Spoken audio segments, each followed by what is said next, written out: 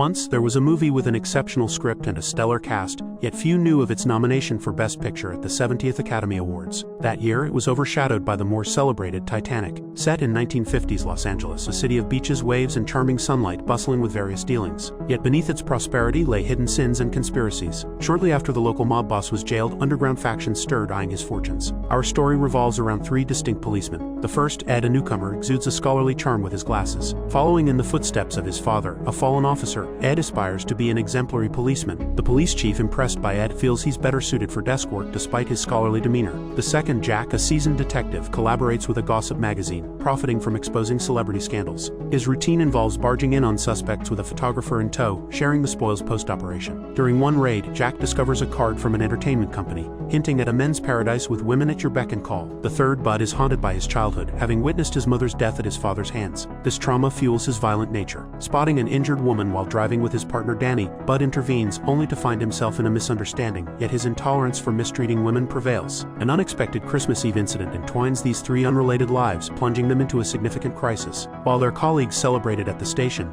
two patrolling officers were critically injured by a Mexican gang. Furious, Danny seeks vengeance, leading a group to the detention center for a fierce confrontation. Amidst the chaos, both Jack and Bud engage, while Ed, attempting to mediate, ends up in solitary confinement. The incident, captured by a journalist, quickly hits the media. With the scandal escalating, someone had to take the fall. Bud, refusing to testify, resigns, surrendering his badge and gun. Ed, a stickler for protocol, agrees to testify against Danny. Initially reluctant, Jack testifies after the chief's ultimatum. This act of integrity costs Danny his job but leads to Ed's promotion despite colleague scorn. The chief, admiring Bud's tough approach, reinstates him, favoring his brute force method, marking Bud as a key enforcer. As the city's dark elements fade, Ed receives a late-night call about a bar homicide. Arriving on scene, he finds the bartender dead and the cash register empty, seemingly a robbery. However, a grim discovery in the restroom reveals 5 more bodies, including the recently dismissed Danny. Bud arrives at the crime scene, shocked to find one of the victims is the woman from the car on Christmas Eve. The police take the case very seriously, gathering all staff for a meeting to solve the case swiftly. Following the woman's lead, Bud confronts the owner of an entertainment company she worked for. On the surface, it seems like a legitimate business,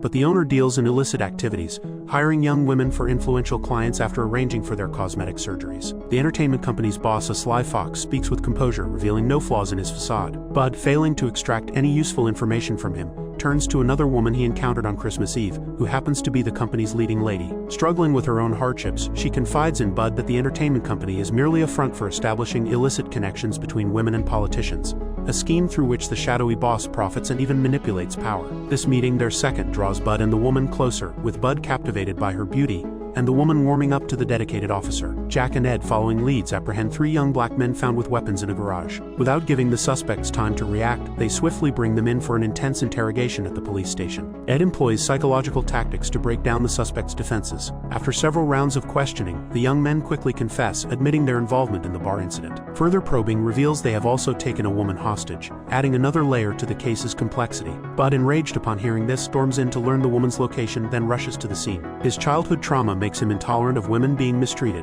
Despite the captor's surrender, Bud eliminates him and stages the scene. Bud's violent justice, a long-standing practice, is questioned by Ed, leading to a heated argument. Then news breaks that the detained men have escaped, prompting Ed and his team to search. A tense confrontation leads to a tragic accidental shooting, forcing Ed to kill all suspects, hastily closing the case. Ed is hailed a hero and awarded, but he struggles with the blurred lines between good and evil. Visiting the kidnapped girl, Ed discovers the men were with her the night of the bar incident, possibly scapegoats for the real culprits. Bud, meanwhile, falls for the top entertainer, who reciprocates his feelings, and their third meeting leads to a more intimate connection. She provides Bud with clues, revealing her own motives. Bud discovers a photo from the bar that night, showing a glass with lipstick marks belonging to the woman in the car. He learns from her mother that Danny and the woman were actually a couple, but pretended not to know each other on Christmas night, complicating the case. Just as Bud is about to leave, a foul stench leads him to discover the body of the bodyguard from Christmas night hidden beneath the floor. Back at the station, Ed uncovers some clues and re-examines the relationships between the involved parties. He suspects the big boss behind the scenes and believes the murdered individuals held some damning secrets. Realizing he needs help to catch the mastermind, Ed turns to Jack, who is initially reluctant to get involved. Ed shares a personal story about his father, a distinguished officer who was shot by a thief who was never caught, to convince Jack. This story of justice unfinished inspires Jack to remember his own reasons for becoming a police officer,